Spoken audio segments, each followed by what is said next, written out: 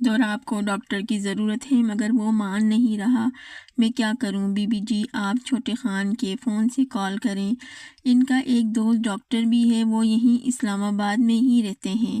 ہم میں سے جب بھی کوئی بیمار ہوتا ہے تو چھوٹے خان اسی کو بلاتے ہیں، مگر مجھے کیا پتا کون ہے اور کیسے ہیں۔ اس نے کبھی دوراب کے فون کو ہاتھ نہیں لگایا تھا، نہ ہی وہ اس کے حلقہ احباب سے واقف تھی۔ دوراب نے اسے 7 پردوں میں چھپا کر رکھا تھا۔ وہ جس بولڈ سرکل سے تعلق رکھتا تھا، اسی محفلوں میں زرش کا نام تک لینے سے گریز کرتا تھا، اور زرش کو اس کی پوزیسنس کا بخوبی اندازہ تھا۔ اس نے سوپ کے ساتھ ٹیبلٹ اسے کھلا دی تھی۔ اگر آپ ڈاکٹر کو کال کر دیتے تو اچھا ہوتا دوراب۔ میری ڈاکٹر تو تم ہو۔ اس نے مسکراتے ہوئے والہانہ انداز میں اس کا ہاتھ تھام کر دل کے قریب مقام پر رکھ لیا۔ یہ مذاق کا وقت نہیں ہے، ملازمہ بھی چلی گئی ہے، سمندر خان بھی ابھی تک نہیں آیا، میں اکیلی کیا کروں گی؟ اکیلی کہاں ہو تم، میں ہوں نا۔ رخساروں پر سے جھولتی اس کی لٹھوں کو کان کے پیچھے اڑاتے ہوئے اپنی موجودگی کا احساس دلایا تو زرش کی کچھ ٹینشن دور ہوئی تھی۔ آپ آرام کریں، میں یہیں آپ کے پاس ہوں۔ اس کا ہاتھ مضبوط گرفت میں لیے آنکھیں موند لیں۔ اس کی گرم سانسوں کی آمد و رفت سے اس کا چہرہ تپنے لگا۔ اس کی اچانک آنکھ کھلی تو دوراب شدید بخار میں پھونک رہا تھا، مارے ٹینشن کے اس کے ہاتھ پیر پھولنے لگے۔ دوراب دوراب، اس نے 2-3 بار اس کا چہرہ تھپ تھپایا مگر اس پر غشی طاری تھی۔ دوراب نے بمشکل آنکھوں کو کھول کر اسے دیکھا اور اگلے ہی پل آنکھیں موند لیں۔ زرش کا دل ڈوبنے لگا تھا۔ یا اللہ، میں کیا کروں؟ سخت پریشانی کے عالم میں اس نے سمندر خان کو بلایا تھا۔ بی بی جی آپ مجھے پہلے بتاتی تو میں چھوٹے خان کی طبیعت ٹھیک نہیں ہے، میں تبھی ڈاکٹر کو بلا لیتا۔ اب تو جی بہت رات ہو گئی ہے اور یہ پہاڑی علاقہ ہے، یہاں ڈاکٹر کا آنا مشکل نہیں ناممکن ہے جی۔ اب کیا کریں؟ دوراب تو بالکل ہوش نہیں ہے۔ آپ نے عادی صاحب کا فون کال کریں بی بی جی، وہ ڈاکٹر بھی ہیں اور ان کے آنے سے میں مسئلہ بھی حل ہوگا، کیونکہ وہ چھوٹے خان کے دوست بھی ہیں۔ ان کا نمبر کہاں سے لوں؟ اور میرے پاس تو فون بھی ہے۔ بی بی جی آپ چھوٹے خان کے فون سے کال کریں، سمندر خان نے کہا تو اسے یاد آیا اس کا دماغ اس وقت بالکل معاف ہو چکا تھا۔ کچھ سمجھ نہیں آ رہا تھا کیا کریں۔ بہت بار سوچنے کے بعد اس نے دوراب کا فون ان لاک کیا تھا۔ وہ اس کے غصے سے بھی ڈرتی تھی، جانتی تھی کہ وہ بہت ناراض بھی ہو سکتا ہے اس حرکت پر، مگر حالات کا تقاضا یہی تھا کہ اسے کال کر لینی چاہیے تھی۔ اس نے بہت سی ہمت جمع کر کے نمبر پش کر کے کان سے لگایا تھا۔ کہاں ہے تو سالے، آیا نہیں آج؟ وہ جی میں زرش بات کر رہی ہوں، وہ کنفیوز سی ہو کر بولی۔ کون زرش؟ دوسری جانب چونک کر پوچھا گیا۔ دوراب کی وائف، وہ ہچکچائی۔ انہیں بہت تیز بخار ہے اس وقت، ملازم نے بتایا کہ آپ ڈاکٹر بھی ہیں اور ان کے دوست بھی، آپ آ سکتے ہیں پلیز، اس وقت آپ کی بہت ضرورت ہے۔ دوسری جانب ایک دم سے سناٹا چھا گیا تو وہ کچھ مایوس ہوئی تھی۔ ہیلو، ٹھیک ہے میں آتا ہوں 10 منٹ میں، بہت شکریہ آپ کا۔ اس کی جان میں جان آئی تھی۔ وہ اس کا ہاتھ مضبوطی سے تھامے مسلسل آیتوں کا ویٹ کر رہی تھی۔ وہ تیز بخار میں اول فول باتیں کر رہا تھا۔ ملازم نے ڈاکٹر کے آنے کی اطلاع دی تو وہ اس کے قریب سے اٹھ کر ایک طرف ہو گئی۔ آنے والے نے ایک بھرپور نگاہ اس پر ڈالی کہ زرش سہم کر خود ہی سمٹی۔ اسے بے اختیار اپنے فیصلے پر پچھتاوا ہونے لگا، مگر دوراب کے لیے اس نے یہ قربانی دے دی تھی۔ اسے تو بہت تیز بخار ہے، کب سے اس کی کنڈیشن ہے اس طرح؟ شام سے۔ تو آپ نے مجھے پہلے کیوں نہیں کال کی؟ وہ ذرا نادم ہوا۔ میں نے دوراب سے کہا تھا مگر وہ رکی۔ آپ اس کے ساتھ رہتے ہوئے اسے جان نہیں سکی وہ کتنا ضدی ہے۔ اسے پیار کی نہیں زبردستی کی زبان سمجھ آتی ہے۔ وہ چپ رہ گئی۔ میں اسے فی الحال کوئی دوائی نہیں دے سکتا، اسے بہت تیز بخار ہے، بخار اترنے کا انتظار کرنا ہوگا۔ وہ اسے کچھ دوائیاں کھلا کر اس کی طرف پلٹا۔ اگر آپ مائنڈ نہ کریں تو میں رکنا چاہوں گا، میں گیسٹ روم میں ہوں، جیسے ہی اس کا بخار کچھ کم ہو اسے آپ مجھے بلا لیجیے گا۔ مگر آپ وہ لبیچ کر رہ گئی۔ آپ فکر نہ کریں، میں پہلی بار نہیں آیا اس گھر میں، بلکہ آپ پہلی بار آئی ہیں، وہ مسکرا کر کہتا ہوا واک آؤٹ کر گیا۔ زرش کو عجیب غیر محفوظ سا احساس ہونے لگا تھا۔ سمندر خان اپنے کوارٹر جا چکا تھا، دوراب اپنے حواسوں میں نہیں تھا، اور ایسے میں وہ اکیلی تھی اس اجنبی کی موجودگی میں۔ وہ کمرہ اچھے سے لاک کر کے اس کے قریب آ گئی۔ دوراب پلیز جلدی سے ٹھیک ہو جائیں، اس کی آواز کپ کپانے لگی تھی۔ وہ آہستگی سے اس کے کندھے پر سر رکھ کر لیٹ گئی۔ جب اس کا ہاتھ اور پاؤں جلا تھا، یوسف مورے جان اور ملازمہ کے حوالے ہی تھے۔ آج وہ کچھ بہتر تھی، اسے اپنے ضروری کام بھی خود کرنے ہی انجام دے رہی تھی۔ اس دن کے بعد سے اس کی زوفیشن سے بات چیت بھی نہ ہونے کے برابر تھی۔ وہ پاؤں پر آرمنٹ لگا رہی تھی جب اسفی ڈیوٹی سے لوٹا تھا۔ بچے کہاں ہیں؟ اس نے کوئی جواب نہیں دیا۔ وہ بارہا اس سے کہہ چکی تھی کہ اسے گھر جانا ہے، مگر اسفی نے کان نہیں دھرے تھے۔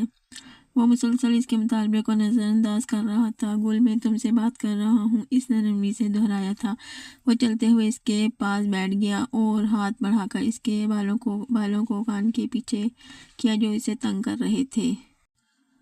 زرگل نے انتہائی بے رخی سے اس کا ہاتھ جھٹک دیا۔ لاؤ میں لگا دوں دوا، اس نے نرمی سے کہا۔ مجھے آپ کی جھوٹی ہمدردیاں نہیں چاہیے۔